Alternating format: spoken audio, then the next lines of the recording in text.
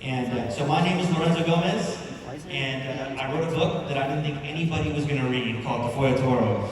And it turns out that more than my mother, just my mother read this book, so I'm really honored. I sent the book to Gene Russell, who works for Cass. Where's Gene? Gene, raise your hand. So thank you, Gene. I sent it to Gene, and I really expected her to be like, this is garbage, but she really loved the book, so I'm really thankful. And so now we're going to do some interviews, and so we're going to, you guys want to grab the mics and pass it around. So they're going to ask me some questions, and hopefully they won't stump me. Too difficult the questions, and then after that, we're going to pass the mic to the audience, so get your questions ready. All right, who's first?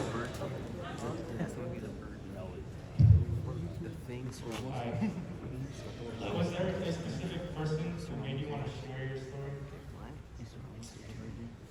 So, I always wanted to write a book. Even when I was at Tafolla, I always felt like the stories were so crazy that even at the time when I was 12, I thought this is sort of like a movie I'm watching. Like when you watch like 50 guys get into a fight, you're thinking to myself, I've only seen this in like Gladiator. And so I always thought, hey, these stories are really, if I get past being afraid at the time, I was like, these stories are really crazy. And my family tells stories. So my parents are from Laredo, and we have a big family, and we've always just told stories. So if you go to my house, there'll be like 10 conversations happening at the same time. And everybody's just telling a story, and I just realized that I like telling stories. And so I thought that I would tell this story just because I thought it was really entertaining. And then when I started to write the book, I met with this editor, this really wonderful woman named Barbara.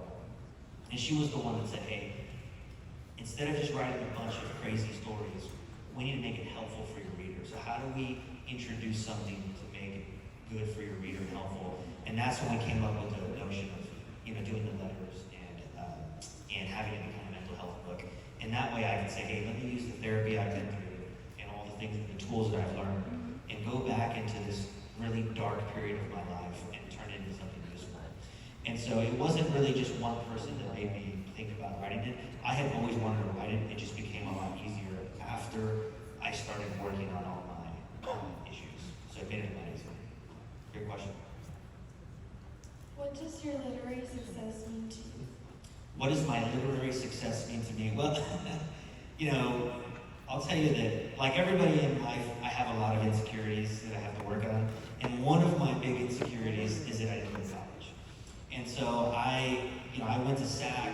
I did one night class semester at Incarnate Word, and then I was working at Rackspace. Anybody heard of Rackspace? So I was one of the first 100 employees at Rackspace, along with my buddy Dax. Dax, raise your hand. My best friend since 15 over there. And yeah, give it up for Dax. Dax is actually in my first book live.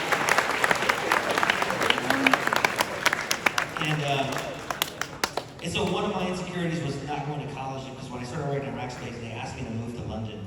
And so I dropped out in order to go to London.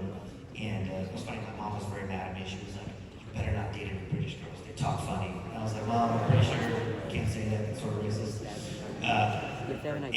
But my insecurity was always, I don't have a college degree. People are going to judge me. People are going to think I'm stupid. I'm not going to be good enough. I'm not going to get hired. And so I had all of these insecurities that I still have to fight every day to say, hey, I need to acquire skills, I need to acquire knowledge. And so my literary success really is sort of in an unhealthy way. When I look at it in a bad way, I'm looking at it as a crutch to say, oh, you've done something really cool. But it's really about storytelling. So when I look at the literary things that I do in a healthy way, it's about how do I share stories that are helpful to people, right? Because I can tell a good story, just to entertain. I can tell a good story to distract us from the classroom and learning, or I can tell some good stories that actually help impart something. And most of the things that I do in storytelling are trying to pass on things that I've learned from my mentors, my teacher, parents. And so, to me, having literary success is a responsibility for me to use stories in a good way. It's almost like if you have a superpower, what are you going to use it for? You can use it for evil or for good. And I have used it for evil in the past, and I'm sorry about that, but I want to use storytelling to introduce some good to the world. And we live in an environment right now where everybody is angry at each other and everybody talks trash. And so if I can turn stories into a healthy, approachable conversation, a way to connect with people, then that's what I want to do. Great question.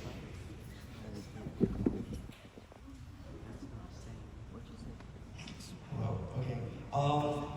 Did you ever talk to your mother about how you felt in middle school?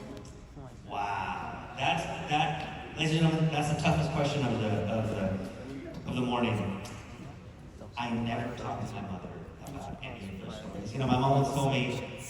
So there's a story in the book about on the first day of school, I sort of got bullied and I stopped eating lunch, and I didn't eat lunch again in school until I was a senior in high school. And actually, it was my buddy Dax that got me to start eating lunch again. When we would go to the Valero and order a paradise and a hot dog for like $2. And so, but she used to comment. She said, you know, Lencho always comes home starving. He's starving. It's because I hadn't eaten all day. And I think that it's one of the things that if I could go back and change, I would go. For some reason, I was afraid she was going to be mad at me. I was afraid she was why are you doing that? And in reality, I just kept it all bottled up, you know, and it's like when your chest feels tight. And that just was not healthy. And it ended up hurt my body. I would be in class and I would have cramps because I was so hungry. And so I never told her any of these things. And then many years later, when I got therapy and I got a bunch of tools, I sort of started to figure out how to bring up these things that gave me anxiety, how to have, you know, healthy conflict. I used to think that all conflict was bad. Because of middle school, I used to think if you get into an argument, it's gonna lead into a fist fight. Like there's only one option there, it's gonna lead to a fight. And so I avoided all conflict. And then I realized, well, there's healthy ways to have conflict. If I tell my mom something that I think she's gonna be upset about, she's not gonna fight me, you know what I mean? And so I had to learn how to deal with these things. And so the answer to your question is, I never really told her these things. And I should have, because there's so many of the things in the book that I write about, I know she could have helped me with. And I know that she would have absolutely walked me through them. She would have done it with no judgment. You know, she would have, you know, sometimes you just gotta cry and let it out. She would have been okay with that. And so I really regret not doing that, which is one of the reasons I wrote the book, so that if anybody here is struggling with that, don't do what I did and hold it inside until you're 36 years old. Which is what I did. You know, it's not a good strategy, okay? It leads to a lot of ulcers, and you're going to become addicted to coffee after that. But the answer is I never did, and I wish I had. Yeah. Thank you very much. Yeah, thank you.